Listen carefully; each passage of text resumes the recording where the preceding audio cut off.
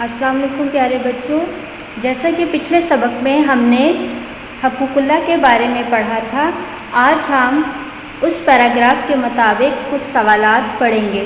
Paragraph کی مدد سے دیے گئے سوالات کے جوابات لکھیں۔ اس کے لیے آپ نے اپنی بکلیٹ کا صفحہ نمبر 179، 178 اور 177 اپنے سامنے کھول کے رکھنا ہے۔ میں آپ کو ان سوالات کو پڑھ کر بتاؤں گی۔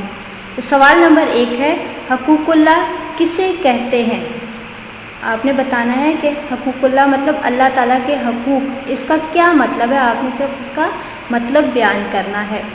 سوال نمبر 2، اللہ تعالیٰ کا ہم پر سب سے پہلا حق کیا ہے؟ آپ نے اس پیراگراف کو جو ہم نے پچھلے سبق میں پڑھا تھا اس کو غور سے پڑھنا ہے، تو آپ کو اس سوال کا جواب وہاں سے آسانی کے ساتھ مل جائے گا۔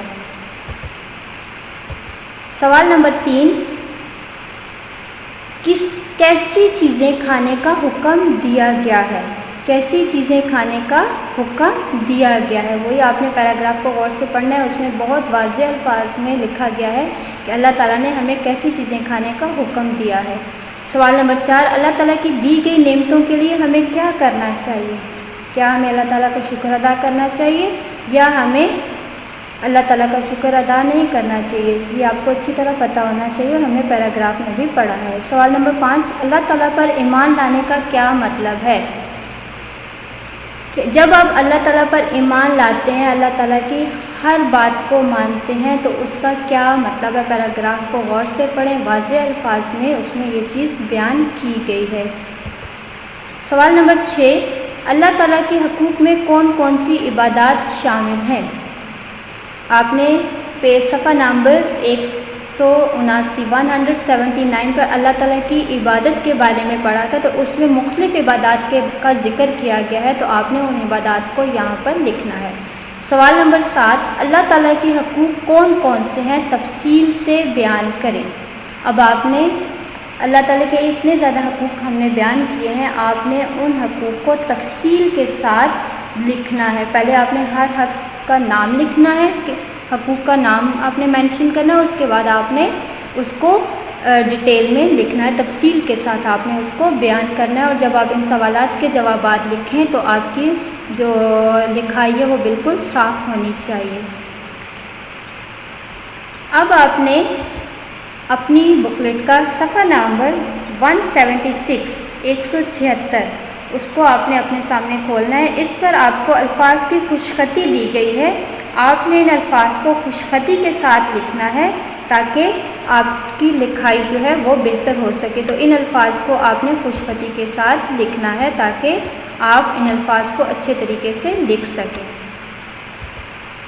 پیارے بچوں، اب آپ نے اللہ تعالیٰ کے حقوق کے بارے میں پورا سبق پڑھا ہے، پورا پیراگراف پڑھا ہے، تو آپ نے اپنی بکلیٹ کے صفحہ نمبر 176 پر دی گئی خالی جگہ کو بھی آپ نے پر کرنا ہے۔ دیے گئے الفاظ کی مدد سے خالی جگہ پر کریں۔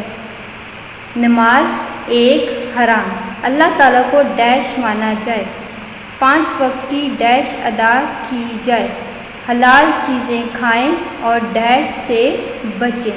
اب آپ کو اس خالی جگہ کو پر کرنا ہے۔ آپ نے سبق کے بارے میں بہت تفصیل کے ساتھ پڑھا ہے، تو آپ نے اس خالی جگہ کو پر کرنا ہے۔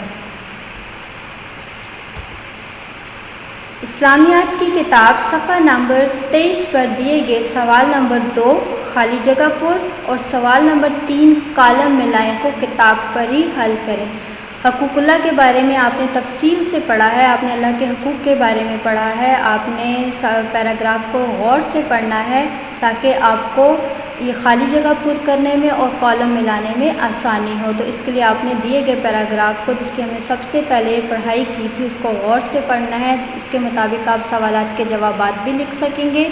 آپ اپنی اسلامیات کی کتاب صفحہ نمبر 23 پر دیے گئے سوال نمبر 2 خالی جگہ کو بھی پر کر سکیں گے اور کالم کو بھی ملائیں گے۔ جب آپ کالم کو ملائیں گے تو آپ نے اس کو بالکل صحیح طریقے سے سیدھی لائن کے ساتھ ملانا ہے۔ امید کرتی ہوں کہ آپ کو یہ سارا اللہ تعالیٰ کے حقوق کے بارے میں سمجھ آ گیا ہوگا۔ اب آپ نے اس سارے دیے گئے کام کو مکمل کرنا ہے اور اس کو لکھنے کے ساتھ ساتھ آپ نے یاد بھی کرنا ہے۔ شکریہ۔